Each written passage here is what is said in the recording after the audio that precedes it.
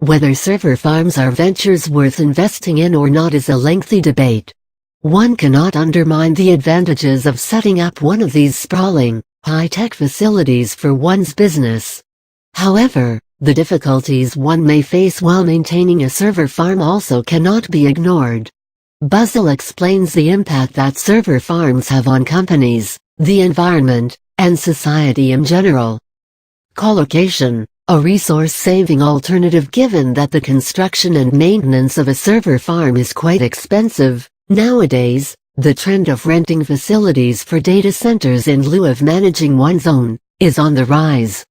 Companies offering these services are equipped to meet all the infrastructural requirements of a server farm, from providing power supply along with the electricity backup, cooling, right up to network bandwidth, and even the hardware itself. Moreover, even security is taken care of. This mechanism of renting server farms that is profitable both for companies who require data centers, as well as the businesses that provide them, is known as colocation. A server farm is a large facility that houses server clusters.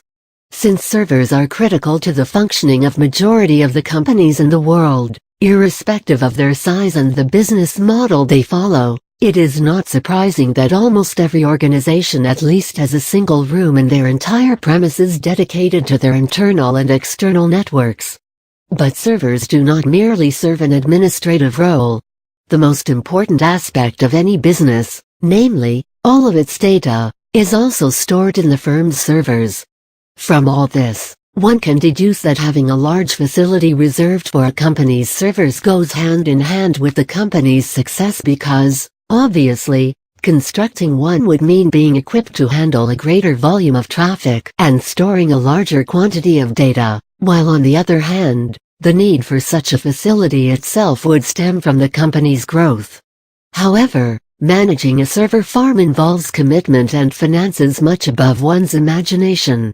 One has to take into account the huge number of contributing factors to a towering pile of bills, and also look into the environmental impact of keeping such a venture running around the clock.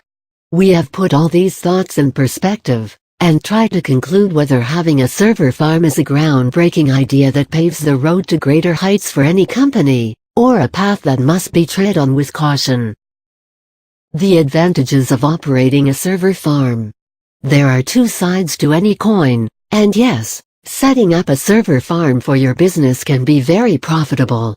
Here are the main advantages you are entitled to if you opt to maintain a server farm. The benefits of implementing redundancy. Having a large number of mirrored servers ensures quick fault recovery, as if a single server fails, the rest of the servers can automatically reconfigure themselves to handle the increased load, ensuring the constant accessibility of the company's servers.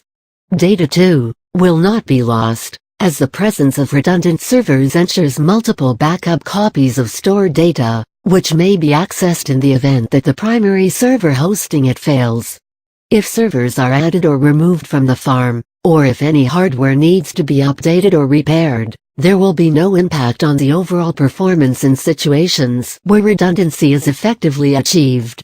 The benefits of load sharing, monitoring, and sharing resources generally. In a server farm, the load, whether in terms of power, bandwidth usage, or functionality, is efficiently distributed between the different servers by putting in place a good load balancing algorithm. This improves the overall productivity of the systems, and maximizes throughput. In a server farm, the advantage of being able to make use of one of the many efficient resource-sharing architectures designed exclusively for servers, for example, the SAN architecture, can be availed. Resources, especially storage devices, can be shared, thus improving overall performance. Naturally, the efficient management of a server farm includes constant monitoring of all systems. Thanks to this, all issues can be detected the moment they arise, and subsequently they can also be almost instantly dealt with. Benefits to the community. Major corporations who set up server farms invest a lot of money in the entire project, and in addition to it, they themselves oversee ventures that would help the community of areas neighboring the site of the farm. Any project of the ranks of constructing a server farm for a major internet-based venture leads to the creation of a large number of jobs, which is again beneficial to both the community and economy. The brutal cons of running a server farm. Brace yourselves, as some of the negative implications of server farms will serve you quite a severe shock.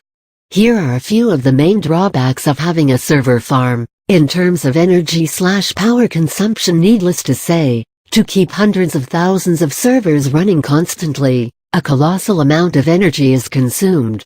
It is said that the amount of energy consumed by a single server farm of large internet tycoons like Microsoft, Facebook, and many others for an entire year, is equivalent to the energy consumption for the same period in 40,000 homes. Keeping all the systems in a server farm switched on for a prolonged period of time, the two in such a way that they constantly achieve their maximum potential, will obviously eventually lead to overheating. Because of this, half the power drawn by a server farm is utilized in cooling. It is also said that 90% of the energy consumed by a server farm is wasted. Apart from working around the clock, which would as it is draw in a lot of electricity, these server farms also constantly keep a backup power source running, to be equipped to recover from issues like power failure. It is quite frightening to imagine the extent of air pollution, in the form of the emission of exhaust smoke ensuing as a result of consuming such large quantities of diesel. This whole arrangement contributes to. In terms of environmental impact, imagine a single server farm facility that is a sprawling 50-100 acres in area, amounting to more than 400,000 square meters. Now imagine an internet-based corporation that has set up 8 or 9 such facilities all over the world. The first question that springs to the mind is, from where did they acquire this much land? Additionally, to be able to make use of natural resources like hydroelectricity to power the facility without compromising costs, these server farms need to be located closer to large water bodies. Invariably, the land on which the site of such a server farm stands, is more often than not agricultural or forest land. In terms of finances, let us attempt to estimate the tentative costs involved in running a single server farm, for say, an e-commerce website. Financial transactions are involved here, therefore, the network website servers can never be down. First, we account for the cost of procuring a good 700,000 servers, their auxiliary hardware, including network switches/routers and devices that implement load-sharing algorithms, not to mention the Ethernet cabling for the whole facility. This will in itself be an exorbitant amount. We also need to account for the cost incurred because of bandwidth usage, and the cost of electricity to keep all the servers running, and delivering their maximum potential, in a 24/7 environment. Additionally, we must include the cost of maintaining the mandatory low temperature, in the absence of which the problem of overheating may be faced. The costs of keeping the backup electricity generator running all this while must also not be forgotten. Assuming that the company is setting up a brand new facility from the first principles, we must also include the cost of the land, taxes payable to the government, and the entire cost of construction, which includes labor as well as material. This already takes our estimated figure to billions of dollars. Of course, the cost of creating the facility from scratch, as well as populating it with hardware, are a one-time only investment. However, the other factors will definitely draw in an annual bill of at least $1 million for the company. The cloud paradox. The cloud is the newest buzzword in the techosphere today. Alongside IT engineers and business analysts who cannot stop gushing about how it is the future of computing entirely, the average guy on the street proudly boasts that he now stores all his important files on his cloud drive. The irony, though, is that the common man perceives cloud storage as a virtual, hardware-free location, where all his files will be securely stored, for which he pays a monthly or annual subscription fee. But this notion couldn't be further from the truth. The data that you do not back up in physical media, CDs, USB drives, removable hard disk drives, memory SD cards, and the like at home, opting for cloud storage, actually gets stored in the servers of a data center, which is nothing but a server farm. The internet is growing at a phenomenal pace every second. Any data under the sun, from the username and password you select for an account of a random singles website, along with, of course, all the additional personal data provided to build a profile, including your photograph, to the backup of your music collection you decide to stash away in some cloud drive, right down to the fragments of information collected by e-commerce websites about their clients' preferences via tracking cookies. All of it is stored on physical servers, located in server farm facilities. And do not forget, all these websites have a reputation to maintain, and hence they maintain multiple copies of every bit of data they receive, on backup servers, lest it becomes inaccessible to clients. Did you know that to so much as send an email to the account of a person sitting right next to you, the data you sent may have to travel across a whole continent, all the way to the company's server and back?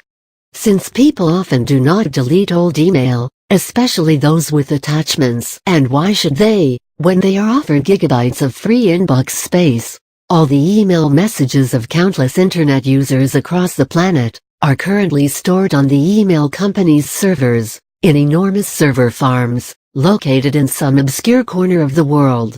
The perception towards the facilities available to us today that may have been unimaginable less than 2 decades ago, super-fast internet, cloud storage, instant search results, money transfer in a matter of seconds, has transitioned from viewing them as a luxury, to believing that they are a necessity, or a fundamental right. Because of this, we cannot move backwards. We cannot undo the technological boom that this internet age has heralded, making our lives so much more comfortable. However, at the same time, we must stop and think.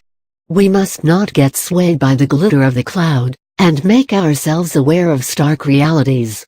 Otherwise, we will only be causing harm to our planet, our one and only source of sustenance. Server virtualization, the light at the end of the tunnel? The more one delves into the cloud paradox, the more clear it becomes that there needs to be a solution to this problem, that does not compromise how accustomed we are to certain privileges that come with living in this era of technology, but at the same time is viable enough to perform some serious damage control. Server virtualization may hold all the answers. In simple words, server virtualization is a technique born out of combining hardware and software engineering, where virtual machines (VMS) are created on a single system, to enable it to perform with the capability of multiple machines. A VM is capable of running more than one OS at a single time, as opposed to having different computers on which different OS would run. Thus, it implements hardware sharing. Virtualization has many benefits. Apart from achieving a server consolidation ratio of 10:1, it drastically improves the whole load balancing mechanism, improving overall server utilization. A better algorithm also results in better fault recovery, and improvement in efficiency altogether. All issues that can arise due to hardware issues, for example, the corruption of a memory device, are eliminated when server virtualization is implemented, which means that this arrangement is much more reliable. They say that server virtualization could be the guiding light for the future, and it may help to mitigate the impending damage that raising innumerable server farms overnight to meet the demand of the internet could do to the environment. Many companies have already started implementing techniques of server virtualization, at least partially, so as to take steps towards reducing their green footprint. However, only time will tell if server virtualization will prove to be a sustainable solution to the negative impact of server farms.